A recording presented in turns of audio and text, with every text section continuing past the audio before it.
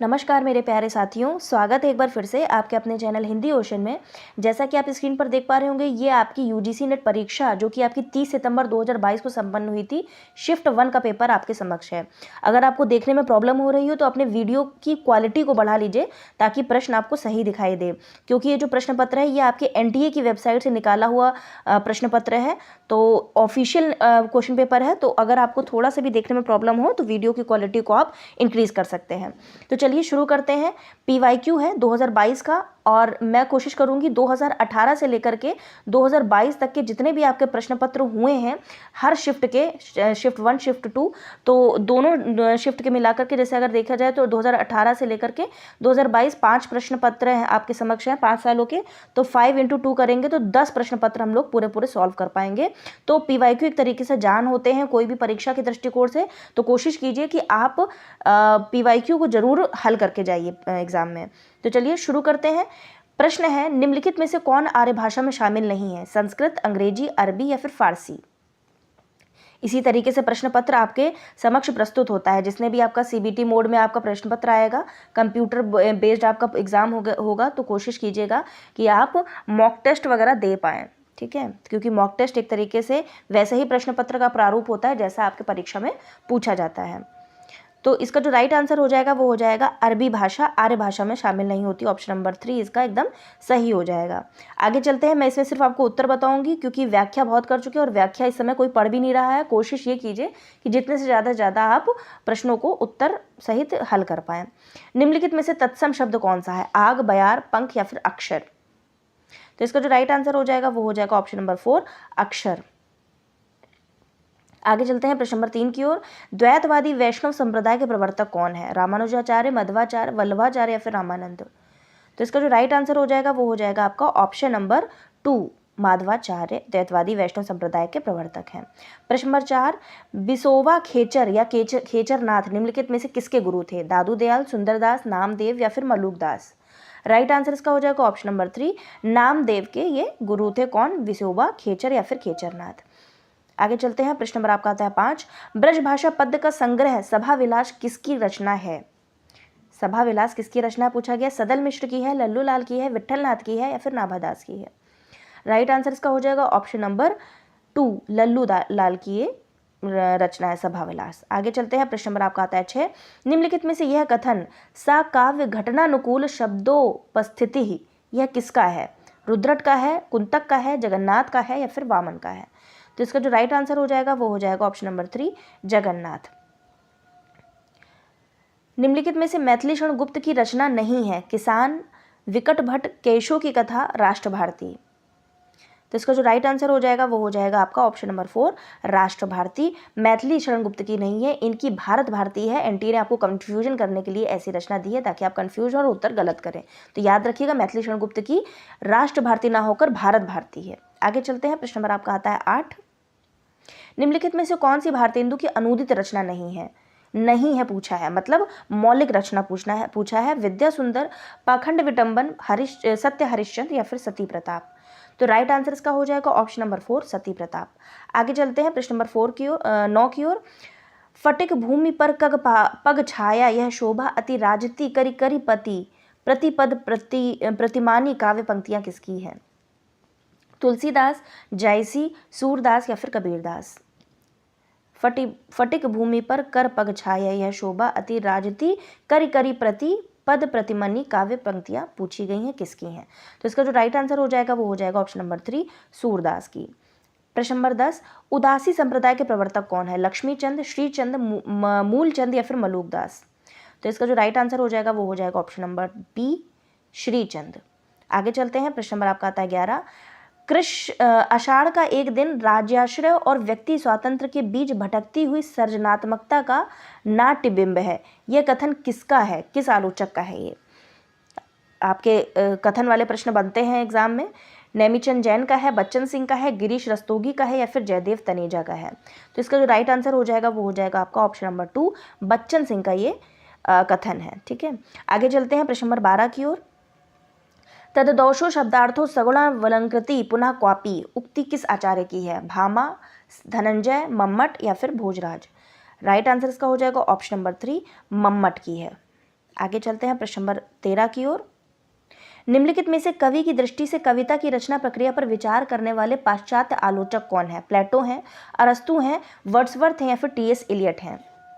कवि की दृष्टि से कविता की रचना प्रक्रिया पर विचार करने वाले कवि का नाम है विलियम वर्ड्सवर्थ। ऑप्शन नंबर 3 इसका एकदम सही हो जाएगा। आगे चलते हैं प्रश्न नंबर 14 की ओर। कविता की भाषा विरोधाभास की भाषा होती है, यह कथन निम्नलिखित में से किसका है? Ezra Pound, Cleanth Brooks, John Donne या फिर हाइडेगर? तो इसका जो राइट आंसर हो जाएगा वो हो जाएगा ऑप्शन नंबर 2, क्लिंथ ब्रूक्स की ये कथन है। कविता की भाषा विरोधाभास की भाषा होती है, ये कथन क्लिंथ ब्रूक्स का है। प्रश्न नंबर 15, निम्नलिखित में से किसकी पुस्तक का नाम द्वंद्ववादी तर्क की समीक्षा? पुस्तक का नाम है द्वंद्ववादी तर्क की समीक्षा, क्रिटिक ऑफ डायलेक्टिक रीजन। ये किसकी बुक है? कार्ल मार्क्स की है, रॉल्फ फॉक्स की है, एडलर की है या फिर सात्र की है?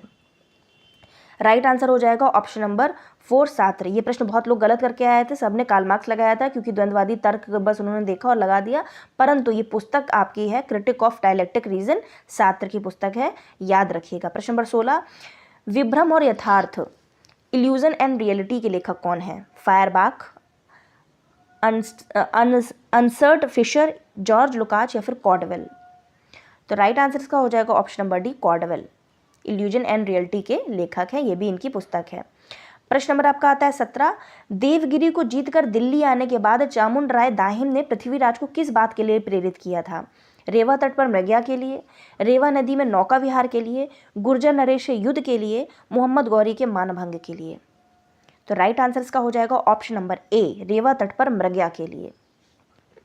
आगे चलते हैं, प्रश्न नंबर आपका आता है 18, गोरी सुंदर पातली केसर काले रंग 11 देवर छोड़ के चली जेठ के संग। ये उक्ति पूछी गई थी और बहुत सारे लोगों ने मसूर की दाल लगाई थी, कुछ लोगों ने उड़द भी लगाया था, लेकिन अरहर छोड़ के सबने सब कुछ ट्राई कर लिया था। लेकिन इसका जो राइट आंसर हो जाएगा वो हो जाएगा ऑप्शन नंबर 1, अरहर की दाल। ठीक है, आगे चलते हैं, प्रश्न नंबर आपका आता है 19, स्वच्छ वृत्ति वालों की संवेदना अनेक प्रकार की हो सकती है, पर मध्यकाल के इन स्वच्छंद कर्ताओं की संवेदना केवल प्रेम की संवेदना थी, ये प्रेम के पीर के पक्षी थे। ये कथन है किसका है? रामचंद्र शुक्ल, विश्वनाथ प्रसाद मिश्र, चंद्रबली पांडे या फिर शिव कुमार मिश्र? तो इसका जो राइट आंसर हो जाएगा वो हो जाएगा आपका विश्वनाथ प्रसाद मिश्र। बहुत सारे लोगों ने रामचंद्र शुक्ल लगाया था, गलत हो जाएगा। स्वच्छंद वृत्ति वालों की संवेदना अनेक प्रकार की हो सकती है, ये कथन आपके विश्वनाथ प्रसाद मिश्र जी का है। आगे चलते हैं प्रश्न नंबर 20 की ओर। जेही पंखी के नियर होई कहे बिरह के बात, सोई पंख जाई जरी तरिवर होई निपात। इस दोहे में अत्युक्ति है, लेकिन यह क्या है? लेकिन यह है संवेदना व्यक्ति के रूप में है, परिणाम निर्देशन के रूप में है, केवल ऊहात्मक पद्धति के निर्वाह के लिए है या फिर अभिधात्मक अर्थबोध के लिए है? तो इसका जो राइट आंसर हो जाएगा वो हो जाएगा संवेदना अभिव्यक्ति के रूप में है, ऑप्शन नंबर ए इसका एकदम राइट हो जाएगा। प्रश्न नंबर 21, राम रावण युद्ध को रूपायित करने के लिए निराला ने, इनका रचना आई थी राम की शक्ति पूजा, उसी के ऊपर ये लिखा गया है, क्वेश्चन पूछा गया है। संस्कृत की सरस पद मैत्री का प्रयोग किया गया है, अधिकतर द्वित्व वर्णों का प्रयोग किया गया है, संस्कृत पद मैत्री नाद योजना और अनुप्रास विधान पर विशेष बल दिया गया है, देशज शब्दों का लाक्षणिक प्रयोग किया गया है। तो राम रावण के युद्ध को रूपायित करने वाले निराला ने संस्कृत पद मैत्री नाद योजना और अनुप्रास विधान पर विशेष बल दिया है। इसका राइट आंसर ऑप्शन नंबर 3 हो जाएगा। प्रश्न नंबर 22, ऋतु वसंत का सुप्रभात था, मंद मंद था अनिल बह रहा, बालारुण की मृदु किरणें थीं, अगल बगल स्वर्णाभ शिखर थे, एक दूसरे से विरहित हो अलग अलग रहकर ही जिनको सारी रात बितानी होती, निशा काल के चिर अभिशापित बेबस उन चकवा चकवई का बंद हुआ क्रंदन। तो ये जो उपयुक्त पंक्तियां दी गई हैं उसमें चकवा चकवई के बारे में व्यक्त नागार्जुन के विचार को साहित्य जगत में क्या कहा जाता है? जीवन अनुभव, समाज बोध या फिर कवि प्रसिद्धि या फिर अपवाद? तो इसका जो राइट आंसर हो जाएगा वो हो जाएगा चकवा चकवई मतलब कवि प्रसिद्धि।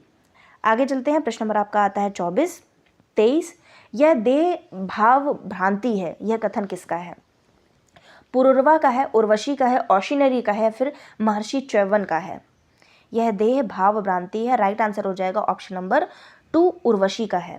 प्रश्न नंबर 24, सतपुड़ा के घने जंगल नींद में डूबे हुए से ऊँघते अनमने जंगल, झाड़ ऊंचे और नीचे चुप खड़े हैं आंख मीचे, घास चुप है काश चुप है, मूक शाल पलाश चुप है, बन सके तो धसो इनमें, धस नहीं पाती हवा जिनमें। ये बहुत ही अच्छी पोयम है आपके भवानी प्रसाद मिश्र की। उपयुक्त काव्य पंक्तियों का आशय पूछा गया क्या है? जंगल घना और भयावह है, जंगल में जीवन का कोई निशान नहीं है, यहाँ के जंगल केवल जंगल नहीं है, जीवन की चुनौती है, यह जंगल केवल योगी यात्रियों के लिए उपयुक्त है। तो इसका जो राइट आंसर हो जाएगा वो हो जाएगा ऑप्शन नंबर 3, यहाँ जंगल केवल जंगल नहीं जीवन की चुनौती है।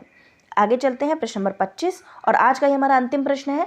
पूरे 100 प्रश्न करेंगे, 4 भागों में ये सीरीज आएगी। कोशिश कीजिए कि हर प्रश्न के उत्तर को आप सर्च कीजिए कि कौन सा उत्तर सही होगा और 25 में से 25 प्रश्न अगली बार जब आप अटेम्प्ट करें क्वेश्चन पेपर को तो हल कर ली, मतलब 25 में 25 आपके प्रश्न सही होने चाहिए।